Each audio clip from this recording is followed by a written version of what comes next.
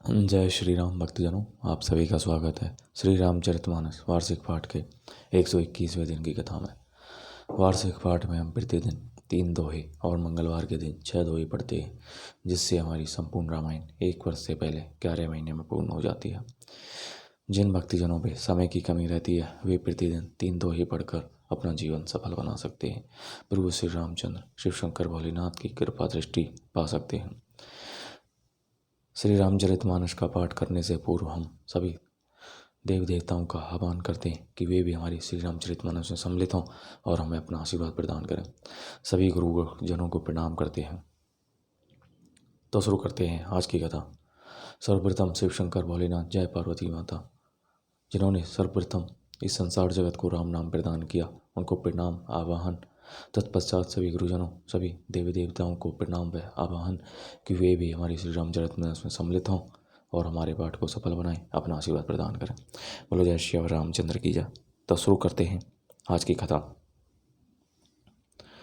चंदो चबै बरो अनल कन सुधा होई बिसतूल, सपने हूँ कब हूँ करही किछु भर तू राम प्रतिकूल।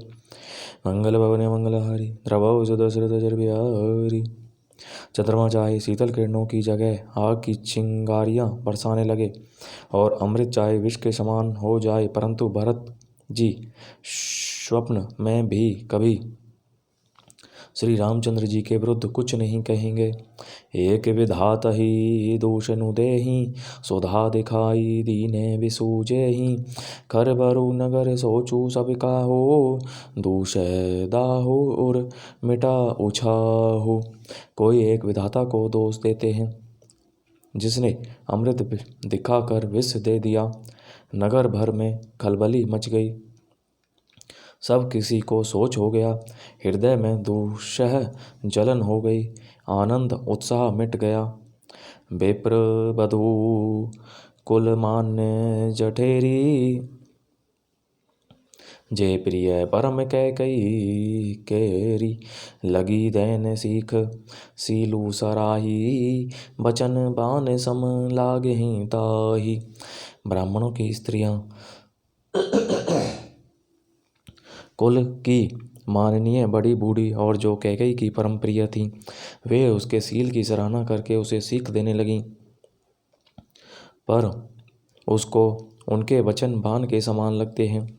भरतु ने मोहि प्रिय राम समाना, सदा कहो यहु सबु जगु जाना। करहु राम पर सहज सनेहु, के ही अपराध आजू बनु देहु। वे कहती हैं, तुम तो सदा कहा करती थी कि श्री रामचंद्र जी के समान मुझको भरत भी प्यारे नहीं हैं। इस बात को सारा जगत जानता है। श्री रामचंद्र जी पर तो तुम स्वाभाविक ही स्नेह करती रही हो, आज किस अपराध से उन्हें बंद देती हो।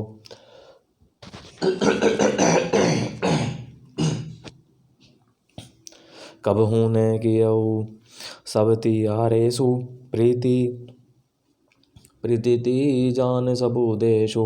कौशल्या अब कहा बिगारा, तुम्हें जे ही लागी वज्रपुर पार। तुमने कभी सौतिया डहा नहीं किया, सारा देश तुम्हारे प्रेम और विश्वास को जानता है। अब कौशल्या ने तुम्हारा कौन सा बिगाड़ कर दिया, जिसके कारण तुमने सारे नगर पर वज्र गिरा दिया। सिय की पिय संगो परिहरी ही, लखनऊ की रही है धाम। राजो की गूंजब भरतपुर, नृपो की जियई बिनु राम। मंगल भवनीय मंगलहारी, द्रवौ दशरथ अजरी बिहारी। क्या सीता जी अपने पति श्री रामचंद्र का साथ छोड़ देंगी? क्या लक्ष्मण जी श्री रामचंद्र जी के बिना घर रह सकेंगे? क्या भरत जी श्री रामचंद्र जी के बिना अयोध्यापुरी का राज्य भोग सकेंगे? और क्या राजा श्री रामचंद्र जी के बिना जीवित रह सकेंगे? अर्थात न सीता जी यहाँ रहेंगी, न लक्ष्मण जी, न भरत जी राज्य करेंगे और न राजा ही जीवित रहेंगे। सब उजाड़ हो जाएगा। अस विचारी और छाड़हूँ कोहू, शोक कलंक कोठी जनी होहू। भरत ही अब सी देहु जो विराजो, कानन कहा राम कर काजो। हृदय में ऐसा विचार कर क्रोध छोड़ दो, शोक और कलंक की कोठी मत बनो, भरत को अवश्य युवराज पद दो। पर श्री रामचंद्र जी का वन में क्या काम है। नाहिन राम राज के भूखे, धर्म धोरी ने विषय रस रूखे। गुर गृह बस हूँ राम तजी के हो, निरपेशन अस भरो दूसर ले हो। श्री रामचंद्र जी के राज्य के भूखे नहीं हैं, वे धर्म की ध्रुति को धारण करने वाले और विषय रस से रूखे हैं, अर्थात उनमें विषय आसक्ति है ही नहीं। इसलिए तुम यह शंका नहीं करो कि श्री रामचंद्र जी वन ने गए तो भरत के राज्य में विघ्न करेंगे। इतने पर भी मन ने माने तो तुम राजा से दूसरा ऐसा यह वर ले लो कि श्री राम घर छोड़कर गुरु के घर रहें।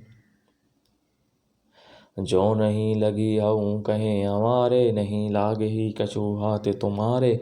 जो परिहास की नी कछु होई, तो कही फिर जनाब हूँ सोई। जो तुम हमारे कहने पर नहीं चलोगी तो तुम्हारे हाथ कुछ भी नहीं लगेगा। यदि तुमने कुछ हंसी की तो उसे प्रकट में कह कर जना दो कि मैंने दिल लगी की है।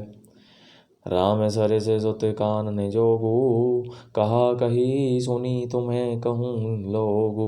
उठहु बेगी सोई करहु उपाई, जेहि विधि सोकू कलंकु न शाई। रामसरी का पुत्र क्या वन के योग्य है, यह सुनकर लोग तुम्हें क्या कहेंगे। जल्दी उठो और वही उपाय करो जिस उपाय से इस शोक और कलंक का नाश हो। जेहि भांति सोकु कलंकु जाई उपाय, करी कुल पालहि हटी फेरू राम ही जात बन जनी, बात दूसरी चालहि। मंगल भवनी मंगल हारी, द्रवौ सदशरथ अजरे बिहारी। जिमि भानु बिनु दिनु प्राण बिनु तनु, चंद बिनु जिमि जामिनी। तिमि अवध तुलसीदास प्रभु बिनु, समुझी धौं जय भामिनी। जिस तरह नगर भर का शोक और तुम्हारा कलंक मिटे, वही उपाय करके कुल की रक्षा कर वन जाते हुए श्री राम जी को हट करके लौटा ले, दूसरी कोई बात न चला। तुलसीदास जी कहते हैं, जैसे सूर्य के बिना दिन, प्राण के बिना शरीर और चंद्रमा के बिना रात निर्जीव तथा शोभाहीन हो जाती है, वैसे ही श्री रामचंद्र जी के बिना अयोध्या हो जाएगी। हे भामिनी, तू अपने हृदय में इस बात को समझ विचार कर देख तो सही। सखिन ने सिखावनु दीने, सुनत मधुर परिणाम हित। तेहि कछु कानन कीने, कुटिल प्रबोधि कुबेरी। मंगल भवन मंगलहारी, द्रवौ दशरथ जर बिहारी। इस प्रकार सखियों ने ऐसी सीख दी जो सुनने में मीठी और परिणाम में हितकारी थी, पर कुटिला कुबेरी की सिखाई पढ़ाई हुई कैकई ने इस पर जरा भी कान नहीं दिया। उतरु न देहि दो सहस्र रूखी, मृगिन चितव जनु बागिनी भूखी। व्याधि असाधि जानी तिन्हे, त्यागी चली कहत मति मंद अभागी। केकई कोई उत्तर नहीं देती, वह दुषह क्रोध के मारे रूखी बेमुर्रवत हो रही है। ऐसे देखती है मानो भूखी बागिन हरिणियों को देख रही हो। तब सखियों ने रोग को असाध्य समझ कर उसे छोड़ दिया। सब उसको मंद बुद्धि अभागिनी कहती हुई चल दी। राजो करत यह दय बिगोई, कीन्हे सी अस जस करई न कोई। एहि विधि बिलपहि पुर नर नारी, देहि कुचालिहि कोटिक गारी। राज्य करते हुए इस कैकई को देव ने नष्ट कर दिया। इसने जैसा कुछ किया वैसा कोई भी नहीं करेगा। नगर के सब स्त्री पुरुष इस प्रकार विलाप कर रहे हैं और उस कुचाली कैकई को करोड़ों गालियां दे रहे हैं। जर ही विषम जर ले ही उषासा, कबिनी राम बिनु जीवन आशा। विपुल वियोग प्रजा कुलानी, जनु जल चर गन सुखत पानी। लोग विषम ज्वर भयानक दुख की आग से जल रहे हैं। लंबी सांसें लेते हुए वे कहते हैं कि श्री रामचंद्र जी के बिना जीने की कौन आशा है। महान वियोग की आशंका से प्रजा ऐसी व्याकुल हो गई है, मानो पानी सूखने के समय जलचर जीवों का समुदाय व्याकुल हो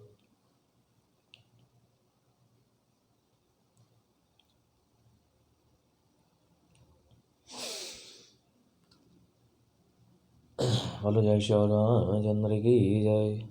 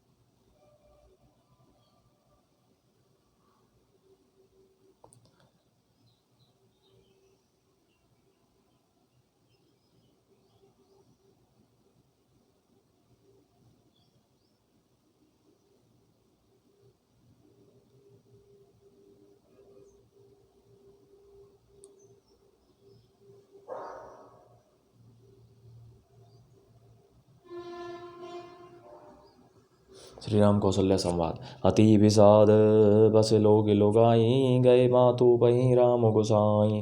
मुख प्रसन्न चित चौगुन चाऊ, मिटा सोचू जनी राखे राऊ। सभी पुरुष और स्त्री अत्यंत विषाद के वश हो रहे। स्वामी श्री रामचंद्र जी माता कौशल्या के पास गए। उनका मुख प्रसन्न और चित्त में चौगुना चाव उत्साह है। यह सोच मिट गया है कि राजा कहीं रख न लें। श्री राम जी को राज तिलक की बात सुनकर विषाद हुआ था कि सब भाइयों को छोड़कर बड़े भाई मुझको ही राज तिलक क्यों होता है। अब माता कैकेयी की आज्ञा और पिता की मौन सम्मति पाकर वह सोच मिट गया। नभ गयंदु रघुवीर मनु, राजवलान समान। छोटी जानी बन गविनु सुनी, और आनंदु अधिकान। मंगल भवन मंगलहारी, द्रवो दशरथ जर बिहारी। श्री रामचंद्र जी का मन नए पकड़े हुए हाथी के समान और राज तिलक उस हाथी के बांधने की कांटेदार लोहे की बेड़ी के समान है। वन जाना है यह सुनकर अपने को बंधन से छूटा जानकर उनके हृदय में आनंद बढ़ गया है। बोलो जय श्री रामचंद्र की जय। तो इस प्रकार भक्तजनों आज की कथा का विराम यहीं पर होता है। बोलो जय शिव शंकर भोलेनाथ, जय श्री रामचंद्र की जय। सभी देव देवताओं का बहुत बहुत धन्यवाद जो हमारी श्री रामचरितमानस में सम्मिलित हुए। बोलो जय श्री राम।